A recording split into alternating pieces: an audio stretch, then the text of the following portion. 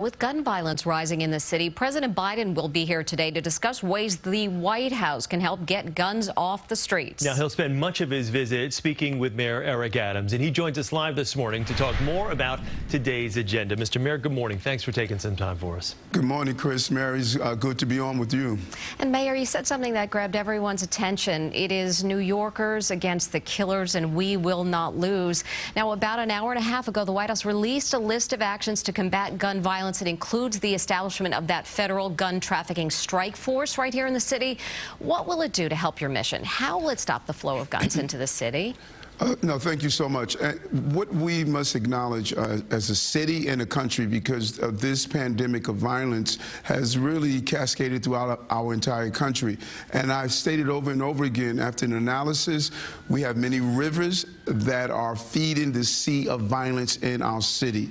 And what we must do is dam each river. And the federal government must build one of those dams. That's the flow of guns. We can't remove 6,000 guns last year from the streets of New York, illegal guns, over close to 400 since I've been in office, yet they constantly flow. So I'm asking the president to refund or give an additional funding to ATF, make sure we do a combined effort of city, state, and federal lawmakers, similar to what we did during 9/11 to stop terrorism. Now we must deal with this domestic terror we're facing. Mr. Mayor, what role will the NYPD play in this? Is it going to be adding more officers to work alongside this strike force, or these independent entities? A combination. When I met with the president last year after the primary, I shared with him that we're not responding to this level of terror the way we did during terrorism. He sent the message down to the Department of Justice. They were in the meeting, and others, to say we are going to build the same form of task force. Here in New York in August was the first version of it. You saw ATF, FBI, parole, probation, New York City Police Department coming together and sharing information. And so NYPD will be part of this. They're there right now, and we're going to continue to expand on it with our new form of policing in the city. Our blueprint to end gun violence points that out.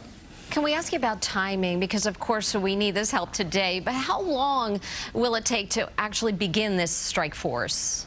The task force is in place right now. We want to expand on it. We believe it's going to become the model across the entire country, because the gun that is sold illegally in Virginia is ending up on the streets of Chicago, Los Angeles, San Francisco, New York City. And so we must now knit the task force together so we can share the information, go after those illegal gun dealers, and look at the laws that are causing some of this violence and overproliferation of guns on our streets. CBS News did a report last night that I'm sure you saw. The Biden administration also has this plan to launch a national ghost gun enforcement initiative. Who's going to handle those cases in the city, and what do you hope to do to get those firearms off the street? That's an additional problem in itself. It is frightening when you add the ghost guns with a potential ruling from the Supreme Court that is going to extend people carrying guns.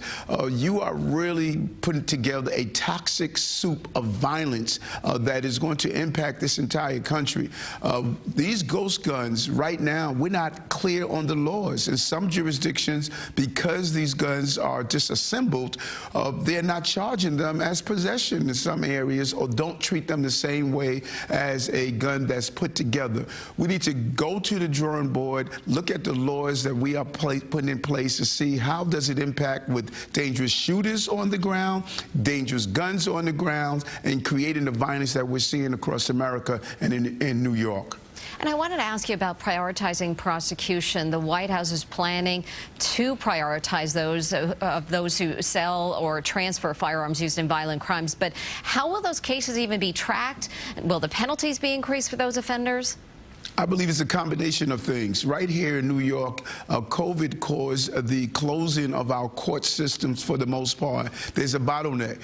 When I spoke with the chief judge, she stated we have 4,000 cases that we are waiting to address. Our ask is, number one, expedite DNA testing. Every gun case in the city, it is almost mandated to do a DNA test. there's a backlog. Then we need our public defenders to get back in the courtroom. Far too many are staying out of the courtroom. We made some modifications, but at the same time, we should expedite these violent crimes, particularly gun crimes. And then we have to look at what I believe was an error, tweaking, raise the age of those who are possessing guns. As long as they don't show it in public view, they're not charged in criminal court. That is a big mistake. It's sending the wrong message out there. People believe that they can carry guns in our city. And Mr. Mayor, let me ask you about that, because I think there is growing frustration with exactly what you just talked about. You even saw two families eulogizing slain officers in the last 6 days that used the pulpit at St. Patrick's Cathedral to talk about a system that is broken. And I'm not saying it speaks to the morale of the police officers that are working and putting their lives on the line each and every day. But how do criminals that get caught committing violent crimes with weapons end up back out on the street 12, 18 hours later? It just seems virtually impossible to conceive. That's such a great question. And let me tell you what happened. I say all the time, the prerequisite to prosperity is public safety and justice. You saw the justice-only advocates devise laws across our country and generally, but specifically in New York. They focus on just the justice part, something I dedicated my life to doing. But they did not have the public safety advocates at the table when we wrote these laws. And if you don't have that, you're going to produce a product that may bring the justice you are seeking, but it is also going to get in the way of public safety that we need. We have to have both. And that's what you heard those family members crying out about. You can't have a city where 11-month-old babies are shot, 6 police officers shot, 2 assassinated, guns are throughout our entire city because bad guys read the papers and they see that these laws are giving them opportunities to carry out their criminal activity in our city. Will a change then be made? Will something be done immediately to affect change on that regard? I am hoping so. I'm hoping that reasonable minds will get back to the table.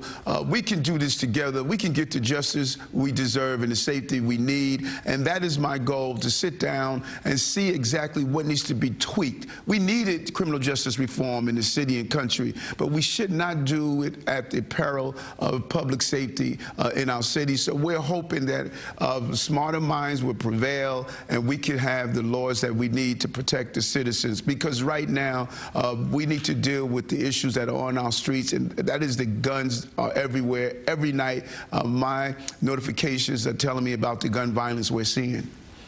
Mayor, I wanted to ask you, so many people are getting up right now, getting ready to go to work, using public transportation, and there are so many people who have concerns. We're seeing assaults on subways, people being shoved onto the tracks, even now suspicious fires.